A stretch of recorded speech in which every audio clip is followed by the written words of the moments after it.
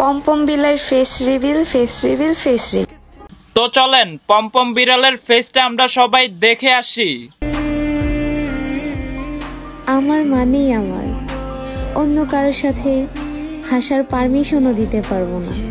এই আপুমনিরে মাস্ক পরা অবস্থায় দেখা আমি মনে করছিলাম আপুমনি মনে হয় ইন্ডিয়ান সিরিয়ালের নায়িকা।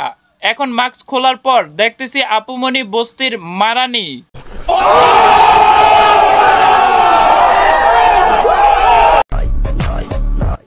এই মাসুম চেহারা দেখা হালকাতে নিও না গাইস, আপনারা কেউ এই আপুমনিরে হালকাতে নিয়েন না, কারণ আপুমনি বস্তির মারানি। হাসতে হাসতে তোমার হাসি কেড়ে নেবো, তেরো পাইবা না।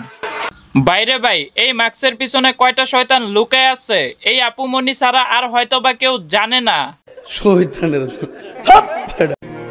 আমি রানী নই কোনো রাজার, কিন্তু আমি মহারানী আমার ভালোবাসার। তো চলেন আপুমনির মহারাজারে একটু দেখে আসি।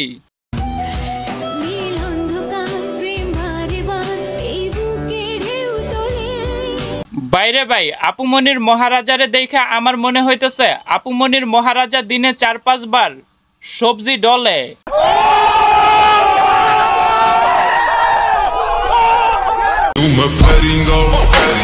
এই শহরে সবাইটা মায়াবতী হইলেও আপনারটা হইছে মারানি। আমারটা কিন্তু কালনাগিনি। কাছে আইসো না, ছবল মেরে দিব।